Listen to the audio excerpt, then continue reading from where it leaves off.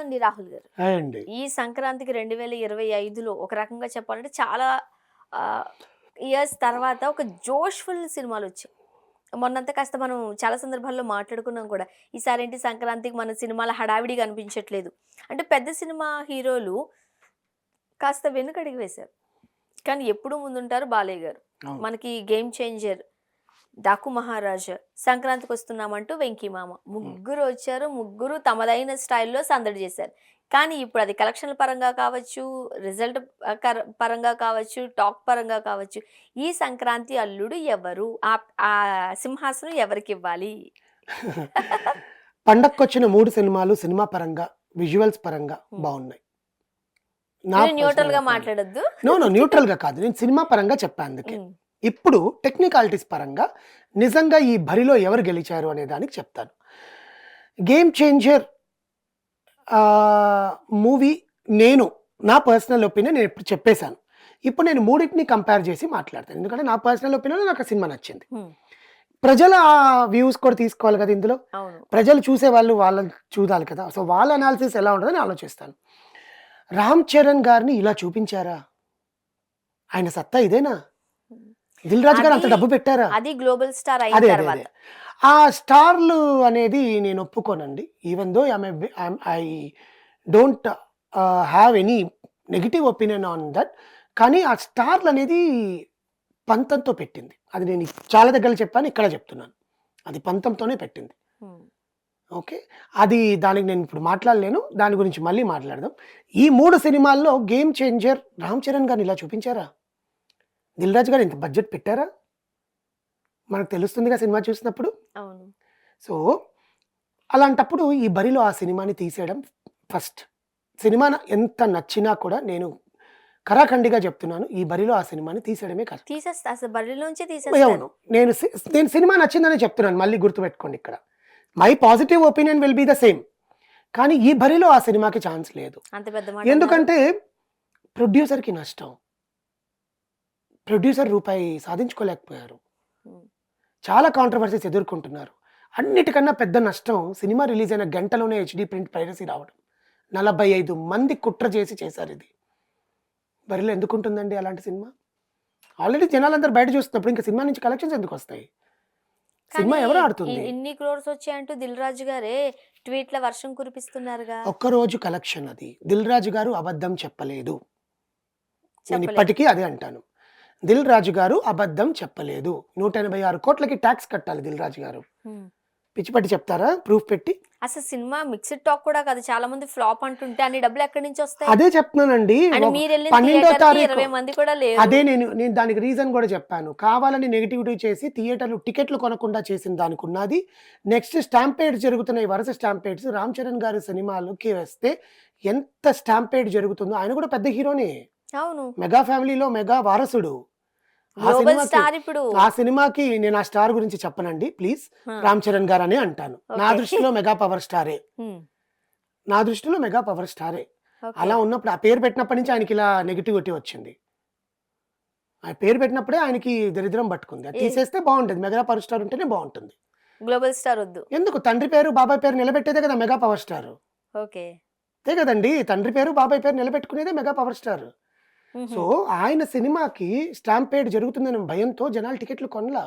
అది కూడా పొద్దున్న 4 గంటల షో. 4 గంటలకి ఏమైనా జరిగితే బయటకొస్తే సమాజం భయపడుతోంది జరిగిన స్టాంపేడ్‌లకి. సో, కలెక్షన్స్ థియేటర్‌లో జనాలు రాకపోవడానికి మెయిన్ రీజను ఈ 45 మందికి చేసిన కుట్ర. హ్మ్. Boycott game changer, boycott this. So, దానివల్ల కలెక్షన్స్ 186 కోట్లు అంటే నేను చెప్పేది ఓన్లీ హైదరాబాద్ కాదు. ఆంధ్రాలో ప్రతి ఒక్క షో ఫుల్ అయ్యింది. తెలంగాణలో కాలేదు. గ్లోబల్‌లో 'రామ్ చరణ్' గారికి ఫ్యాన్స్ ఉన్నారు. అంటే సినిమా హిట్ అయిందా? ఫ్లాప్ అయిందా? అనేది పక్కన పెడితే థియేటర్‌కెళ్ళి సినిమా చూసారా? లేదా? కలెక్షన్స్ అంటే అర్థం ఏంటి? కొనుగోలు టికెట్లు. హ్మ్. ఎన్ని షోలు? యూఎస్‌లో 6 షోలు పడ్డాయి. దుబాయ్‌లో 18 షోలు పడ్డాయి. ఇలా హ్మ్. ఎగ్జాంపుల్ చెప్తున్నాను. It's not the number. ఈటిల్లో కలెక్షన్స్ కొంటారుగా టికెట్లు. హైదరాబాద్‌లో, తెలంగాణలో ఈ స్టాంపేడ్‌లు జరిగాయి కాబట్టి వెళ్ళలేదు. కానీ తర్వాతంతా 2 రోజులుందండి. 10వ తారీఖు, 11వ తారీఖు, 12వ తారీఖు 'డాకు' వచ్చింది. హ్మ్. పదో తారీఖైతే సినిమా అయితే చూసుంటారుగా. ఎంత హెచ్‌డీ ప్రింట్ వచ్చినా కొంత రిలీజ్ చేసినా కూడా ఓకే. సినిమా అయితే చూసుంటారు కదా! అది ఆయన మెన్షన్ చేసిన కలెక్షన్స్. ఓకే. చాలా మంది దానికి ఫేక్ కలెక్షన్స్ అని, అదని, ఇదని మాట్లాడుతున్నారు. దాని గురించి నేను మళ్ళీ మాట్లాడతాను. సో, నేను ఈ బరిలోంచి తీసేయడానికి కారణం ఏంటి అంటే, ప్రొడ్యూసర్‌కి జరిగిన నష్టం భర్తించలేడాయన. He is not allowed. Hmm. కానీ అదే ప్రొడ్యూసర్ రన్నర్ అప్‌గా పిలిచాడు సంక్రాంతి బరిలో. Runner up. అంతే. ఓకే. డాకు ఎందుకు నేను విన్నర్ అని ప్రకటిస్తున్నాను అంటే, నాకు సంక్రాంతికి వస్తున్నాం కూడా నచ్చిందండి. It's full and full family entertainer. కానీ 12వ తారీఖు రిలీజ్ అయిన డాకు 11వ తారీఖు టికెట్లు రిలీజ్ చేశారు. హ్మ్. ప్రీ బిజినెస్ 83 కోట్లు చేసింది. Pre business Daaku. డాకు.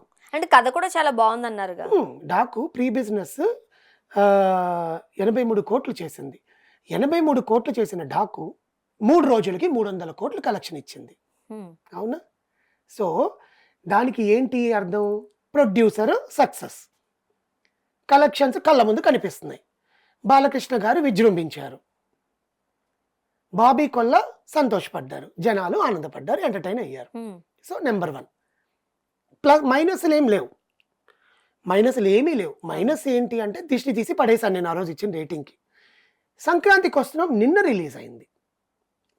అన్ని షోస్ హౌస్‌ఫుల్. హ్మ్. అన్ని వేళ. కానీ ఇక్కడ సక్సెస్ మీట్‌లో మాట్లాడినప్పుడు మా సినిమాకి మేము ఎంతైతే పెట్టుకోవాలనుకున్నామో అంత పెట్టింది. అది మాకొచ్చేసింది. అది మాకు సాటిస్ఫాక్షన్. మేము బరిలో దిగాలా, హిట్ అవ్వాలా ఇవన్నీ కాదు. జనాల్ని ఆనందపరచాలనుకున్నాము. జనాల్ని మేము ఆనందపరిచేసాం. అయిపోయిందా? హ్మ్. సో, అప్పుడు వచ్చిన 3 సినిమాల్లో ఒక సినిమాని నేను తీసేసా. అది నా పర్సనల్ ఒపీనియన్. అంటే ఆయన ప్రొడ్యూసర్‌కి నష్టం కలిగింది కాబట్టి. ప్రొడ్యూసర్ ఒకవేళ సినిమా సూపర్ డూపర్ హిట్ అయ్యుంటే మనం మూడిటికి కంపారిజన్ చేసుకోవడానికి ఈజీ అయిపోయేది. హ్మ్. సరే కష్టమయ్యేది. ఇక్కడ ఒక సినిమానే లేదు. ఇంకుండేవి రెండే 2. ఒకటి హిట్, ఒకటి విన్నర్, ఒకటి రన్నర్. హ్మ్. విన్నర్ డాకు మహారాజు, రన్నర్ అప్ సంక్రాంతికొస్తున్నాం. ఎందుకలాగా? ఎందుకలాగా అంటే కలెక్షన్ ఆల్రెడీ 3 రోజులకి 300 కోట్లు కళ్ళ ముందు కనిపించేస్తోంది. హ్మ్. ఓకే. డాకు మహారాజుకి టికెట్లు దొరకకపోతే వెంకిమామకెళ్తున్నారు. అర్థమవుతుందా? మాస్ ప్రేక్షకులు ఎక్కువ ఉంటారు కదండీ కొన్ని ప్రదేశాల్లో. అవును. ఈయనకంతా ఫ్యామిలీ గదా! ఇప్పుడు రక్తపాతాలు అయన్నీ చూడడం కన్నా కూడా బాలకృష్ణ గారి డైలాగులు, ఆ రోరింగ్‌లు వినడానికి వెళ్తారు. ఇక్కడ మళ్ళీ ప్రేక్షకులు నేను బాలకృష్ణ ఫ్యాన్ అనుకుంటారేమో. కాదండి. అస్సలు కానే కాదు. ఆయనంటే నాకు అభిమానమే. ఆయన సినిమాలు నేను చూస్తాను. అన్ని సినిమాలు చూస్తాను నేను. కానీ నా దృష్టిలో సంక్రాంతి పండగ అల్లుడు బాలకృష్ణ గారు. హ్మ్. వెంకీ గారు పండక్కింటికొచ్చిన అల్లుడు. అవును. అర్థమైందా మీకిప్పుడు?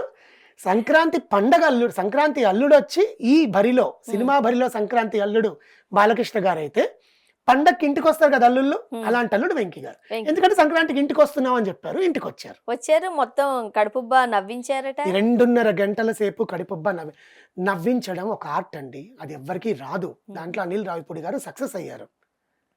ఓకేనా? అనిల్ రావిపూడి గారు సక్సెస్ అయ్యారు దాంట్లో. హ్మ్. అది ఏంటంటే డాకు మహారాజ్‌కి టికెట్లు దొరక్కపోతే దీనికంటూ సెపరేట్ ఫ్యాన్ బేస్ ఉంటుంది. లేదనట్ల. ఇప్పుడు ఈ కానీ పండగకి రెండిట్లో హిక్ ఆఫ్ ద మూమెంట్ చూసుకుంటే నేను డాకుకే నంబర్ 1 ప్లేస్ ఇస్తాను. రన్నర్ అప్‌కి సంక్రాంతికొస్తున్నాం అంటే రన్నర్ అప్ అంటే మనం అనుకుంటున్నాం విన్నర్, రన్నర్ అని చెప్పి. కానీ 2 కలెక్షన్ బారిలో చాలా బాగా దూసుకుపోతున్నాయి. మరోసారి బాలయ్యకి 300 కోట్లు తెచ్చిపెట్టింది 3 రోజుల్లో అదే కదా! డాకు. హా! ప్లస్ ఇంకొకటి నెట్‌ఫ్లిక్స్‌కి ఫస్ట్ ఓటీటీకి 80 కోట్లు పెట్టి కొనుగోలు చేసింది నెట్‌ఫ్లిక్స్ బాలకృష్ణ గారి మూవీ. సూపర్ కదా! కానీ చెప్పారు 50 రోజుల తర్వాత మేము నెట్‌ఫ్లిక్స్‌లో ఇస్తాం. 50 రోజులు థియేటర్‌లో బొమ్మ పడాలి. 50 రోజుల పండగ మేము చేస్తాము అని మాటిచ్చారు. హ్మ్. కానీ చేసేలాగే కనిపిస్తున్నారండోయ్. చేస్తారండి. ఎందుకంటే అవన్నీ రావాలి, చేయాలి. ఈ 90స్ కిడ్స్‌కి, 80స్ కిడ్స్‌కి తెలుసు 50 రోజుల పండగలంటే ఏంటి? హ్మ్. 100 రోజుల పండగలంటే ఏంటి? 2010 కిడ్స్‌కి, 2020 కిడ్స్‌కి తెలీదు కదా! అండ్ ఈ మధ్య కాలంలో అన్ని వారం రోజులుంటే పెద్ద హిట్ అయినట్టు ఆ! సినిమా. వాళ్ళకసలు తెలియాలి ఆ ఫంక్షన్‌లంటే ఏంటి? షీల్డ్‌లు ఇస్తారు. 24 క్రాఫ్ట్స్‌మన్‌కి షీల్డ్స్ అన్నీ అప్పుడు పెట్టడము. ఇచ్చేవారట అవును. కదా! అందరికీ అండి. ఇండస్ట్రీలో ఉండే పెద్దలందరూ వచ్చి అవును. వాళ్ళ సినిమా గురించి పొగుడుతూ షీల్డ్‌లు ఇస్తారు. అందరూ ఇప్పుడు హోమ్ టూర్‌లు చేస్తున్నారు కదా! హోమ్ టూర్‌లో చూడండి అవార్డు దగ్గర 100 రోజుల పండగ, పెద్దోళ్ళ దగ్గర. 300 ఉంటాయి. అవును. అవన్నీ ఇప్పుడు వాళ్ళకి కూడా తెలియాలి. ఏదో ఒక రకంగా చెప్పంటే మళ్ళీ గోల్డెన్ డేస్ మళ్ళీ వెనక్కొస్తున్నాయేమో. గోల్డెన్ డేస్ వస్తేనే సినిమా బతుకుతుంది. అవును. మనం ఈ విన్నర్లు, రన్నర్లు పక్కన పెట్టుకుంటే మనల్ని ఎంటర్‌టైన్ చేశారా లేదా అనేది ముఖ్యం. 3 సినిమాలు ఎంటర్‌టైన్ చేశాయి. కానీ ప్రొడ్యూసర్ సక్సెస్ అయిన విషయంలో ఏంటంటే ఈ 2 సినిమాలు. హ్మ్. 'దిల్ రాజు' గారికి ఒక సినిమా నిరాశ కలిగిస్తే నష్టం అన్నట్ల. అవును. నిరాశ కలిగిస్తే ఇంకో సినిమా సంతోషాన్ని మంచి జోష్ కలిగించింది. ఇచ్చింది.